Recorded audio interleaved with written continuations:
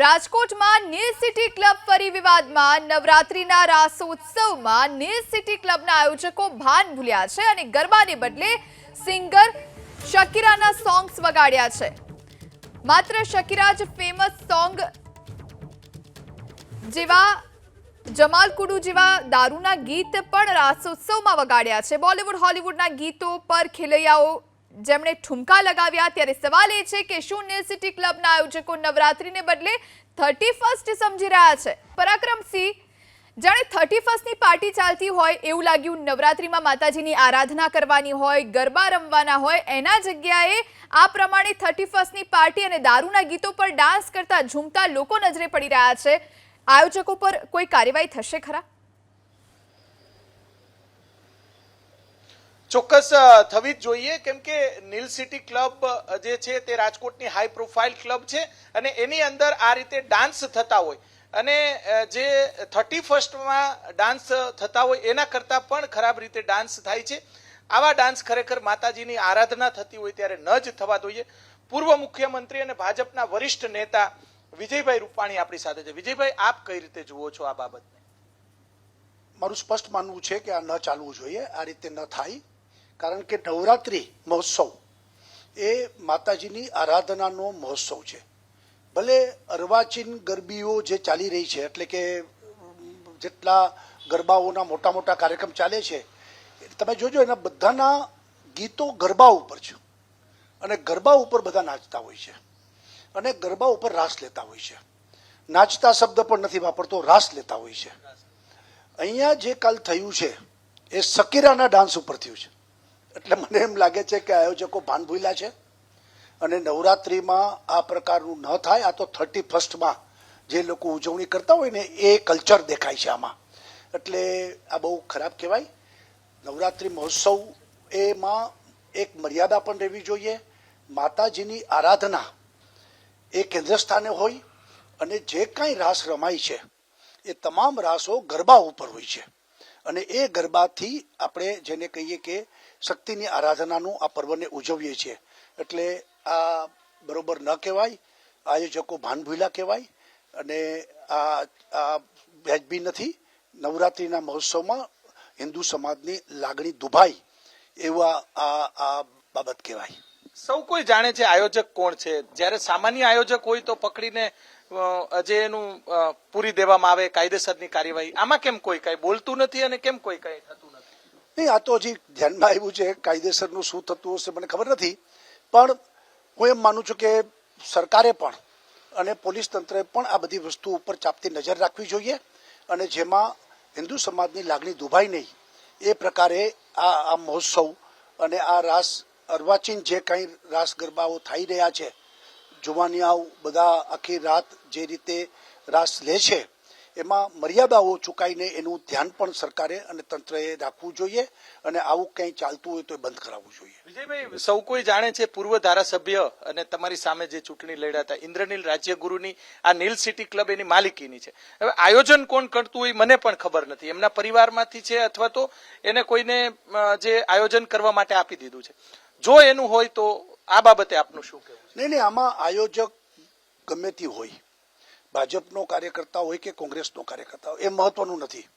કોઈ પણ આયોજક હોય, આ ન ચાલે અને મર્યાદાઓ રાખવી જોઈએ અને માતાજીને આ શક્તિની આરાધનાનું જે પર્વ છે એ કેન્દ્ર સ્થાને રાખી અને આખું આયોજન આયોજકોએ કરવું જોઈએ।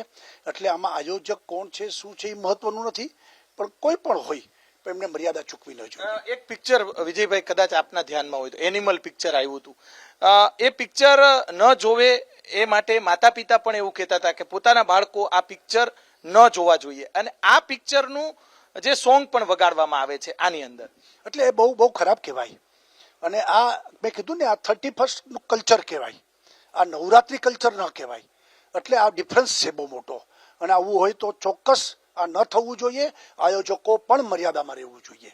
વિજયભાઈ, જે રીતે પહેલાના સમયમાં માતાજીની આરાધના થતી હતી અને અત્યારે દિવસે દિવસે આવા સોંગ વગાડવામાં આવે, આવા ડાન્સ કરવામાં આવે, સમાજ પર શું અસર અને આપણા જે હિન્દુ સંસ્કૃતિ ઉપર શું અસર? એટલે હું એમ માનું છું કે ભલે સમયને અનુરૂપ મોટા પ્રમાણમાં આયોજનો કરવામાં આવે હજારોની સંખ્યામાં યુવાનો હોય, પણ અંતે તો બેઝિકલી આપણી જે પ્રાચીન સંસ્કૃતિ પરંપરા છે એને મર્યાદામાં રાખી અને આયોજનો થવા જોઈએ. એટલે આ જે બનાવ બન્યો છે ત્યારે હું એમ માનું છું કે ગુજરાતની તમામ જેટલી જે મોટા મોટા આયોજનો કરી રહ્યા છે એ બધાને હું એક અપીલ કરું છું, અનુરોધ કરું છું કે ભાઈ તમે જે કાંઈ ગીતો ત્યાં આગળ ગાવામાં આવે, જે કંઈ રાસ લેવામાં આવે, એમાં નવરાત્રિ અને માતાજીની આરાધનાને ધ્યાનમાં રાખી અને કોઈ પણ જાતની મર્યાદા ન ચૂકાય એ ધ્યાન રાખવું જ જોઈએ, આવશ્યક છે. અને આપણી પ્રાચીન પરંપરા એ ટકાવી રાખવી હશે. આપણી ભવિષ્યની પેઢીને આ બધુંનું આપણું ધાર્મિક મહત્વ એ જો ટકાવવું હશે તો આ બધી વસ્તુથી દૂર રહેવું જ જોઈએ, હું એવું માનું છું. ચોક્કસથી પૂર્વ મુખ્યમંત્રી વિજયભાઈ રૂપાણીએ આ સમગ્ર બાબતને વખોડી કાઢી છે અને હિન્દુ સંસ્કૃતિ ને લઈને આવા જે ડાન્સ થતા હોય છે, આવા ડાન્સ ખરેખર ન થવા જોઈએ. અને હિન્દુ સંસ્કૃતિ માતાજીનું પર્વ છે, નવરાત્રી એટલે મા દુર્ગાનું પર્વ છે, માતાજીની આરાધના કરવાનું પર્વ છે. જ્યારે આવા ડાન્સ થતા હોય અથવા તો આવા જે વિડીયો વાયરલ થતા હોય, આજની યુવા પેઢી છે તેમના પર ખૂબ ખરાબ અસર થતી હોય છે. જે કોઈ કાયદામાં જોગવાઈ હોય એ કડકમાં કડક કાર્યવાહી થવી જોઈએ. જે આયોજકો છે તેમની પાસે પણ પોલીસ અથવા તો જે મહાનગરપાલિકાના અધિકારીઓ પદાધિકારીઓ જેમને પણ જવાબ માંગવાનો હોય તેને માંગવો જોઈએ અને હિન્દુવાદી સંગઠનોએ પણ બહાર આવવું જોઈએ. જી આભાર પરાક્રમ, આપ જોડાઈને તમામ જાણકારી આપી તે માટે. રાજકોટની નીલ સિટી ક્લબના ગરબામાં ડાન્સ મુદ્દે સાધુ સંતોમાં આક્રોશ જોવા મળ્યો. સનાતન ધર્મ સમિતિના જ્યોતિર્નાથ મહારાજના શાબ્દિક પ્રહાર જોવા મળ્યા. આયોજકો વિરુદ્ધ તાત્કાલિક પગલાં લેવા જોઈએ તેવું તેમણે કહ્યું છે. ગરબામાં ફિલ્મી ગીતો કે નશાના ગીતો ન વગાડવા જોઈએ તેવું તેમનું કહેવું છે. આ પ્રકારનું કૃત્ય ખૂબ જ નિંદનીય. ભાતીગળ ગરબામાં આ પ્રકારના ગીતો અશોભનીય હોવાની વાત જ્યોતિર્નાથ મહારાજે કહી. રાજકોટના એક ગરબા આયોજનમાં નીલ પાર્ટી પ્લોટ ખાતે ફિલ્મી ગીતો કે નશાના ગીતો વગાડવામાં આવ્યા, દારૂના ગીતો વગાડવામાં આવ્યા. ગરબાની પરમિશન લીધી હોય તો ગરબા જ થવા જોઈએ. ભાતીગળ ગરબાની અંદર આ નિશંસ નાખી અને ખરેખર જે પ્રમાણેનું કૃત્ય થાય છે તે નિંદનીય છે, ક્યાંય ચલાવી લેવાય તેમ નથી. આયોજકો પર ખરેખર તો હું તો એમ માનું છું કે ક્યાંક ને ક્યાંક આપણે એક્શન લેવા જોઈએ અને લોકોએ પણ જાગવાની જરૂર છે. આવું જ્યાં થતું હોય ત્યાં રોકવાની જરૂર છે.